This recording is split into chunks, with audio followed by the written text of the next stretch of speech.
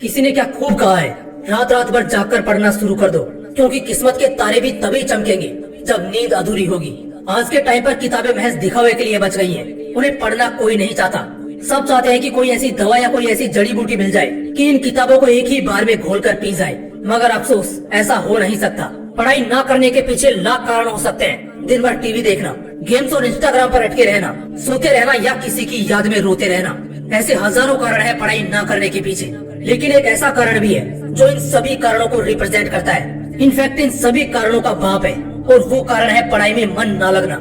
ये सबसे बड़ा रोना है जो देश का लगभग हर स्टूडेंट रोता है कि वो पढ़ना तो चाहता है, लेकिन उसका पढ़ने में मन नहीं लगता, पढ़ने का मन नहीं करता।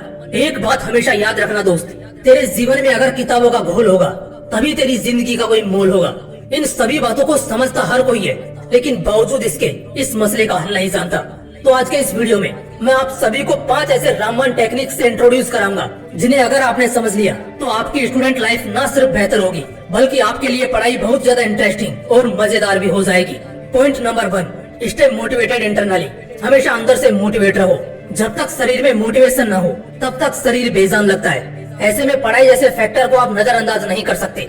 जब तक आपके शरीर में एक ऊर्जा, एक जोश नहीं होगा, पढ़ाई तो क्या दुनिया के किसी भी काम में आपका मन नहीं लगेगा। तो ऐसे मोमेंट में सबसे पहला काम आपको यही करना है कि आपको अंदर से यानी कि दिल से मोटिवेटेड रहना है। इसलिए जब भी आप पढ़ने बैठे उससे पहले कोई मोटिवेशनल कहानी पढ़े। और सबसे अच्छी सलाह मेरी आपको यही रहेगी कि आप अपने सिलेबस को पढ़ने से पहले एटलीस्ट कुछ मिनट डेस्क पर रखी हुई किसी इंस्पिरेशनल बुक के कुछ पन्नों को जरूर पढ़ें, या फिर एक मोटिवेशनल वीडियो जरूर देखें, उसके बाद पढ़ने बैठें। इससे आपके अंदर इतना तो मोटिवेशन जाग ही उठेगा जिससे आप अगले 1 घंटे तक अपना ध्यान पढ़ाई में लगा सकोगे, और अगले 1 घंटे बाद सेम पैटर्न आपको फिर से फॉलो करना है। दोस्तों, मोटिवेशन हमेशा के लिए कभी नहीं टिकती, इसे लगातार बरकरार रखना ही पड़ता है।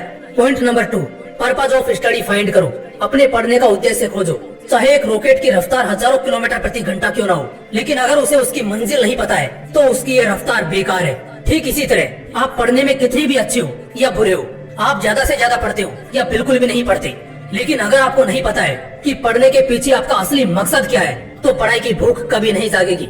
जैसे हम कोई काम करते हैं तो हमें उसके कुछ पैसे मिलते हैं, जिससे हम दोबारा से मोटिवेट होते हैं उसी काम को करने के लिए, क्योंकि हमें पता है कि इस काम को करने के बाद हमें पैसा मिलने वाला है। ठीक इसी तरह आपको भी ये देखना है कि आपके पढ़ाई के पीछे आपका असली मकसद क्या छिपा है। आपको पढ़ाई से क्या चाहिए?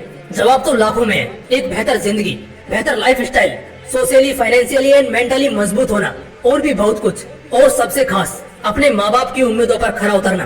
तो बस इन्हीं बातों का ध्यान रखना है और रुकना कभी नहीं है। इन चीजों को लिखना है और पढ़ने से 5 मिनट पहले इन सभी को दिल से पढ़ना है। Point number 3, make your mood sign and syllabus fine. अपना मूड यानी अपनी मनोदशा ठीक रखो।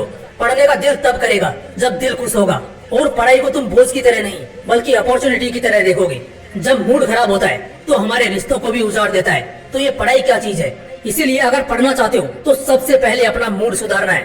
हंसते खेलते चमचमाते से चेहरे के साथ पढ़ाई की शुरुआत करनी है।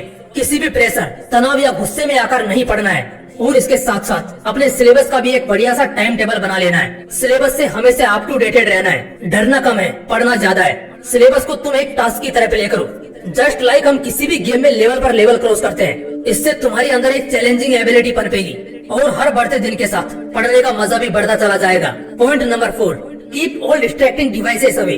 पढ़ते वक्त उन सभी डिवाइसेस को अपने से दूर रखना है जो आपका ध्यान भटका सकती है।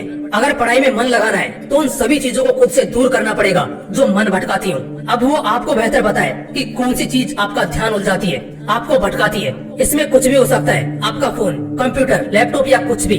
आपका ध्यान भटकाने में आपके दोस्त भी हो सकते हैं, आपकी गर्लफ्रेंड या आपका बॉयफ्रेंड भी हो सकता है। ऐसी कोई भी चीज जिससे आपका ध्यान भटके, तुरंत उसे खुद से दूर कर दो।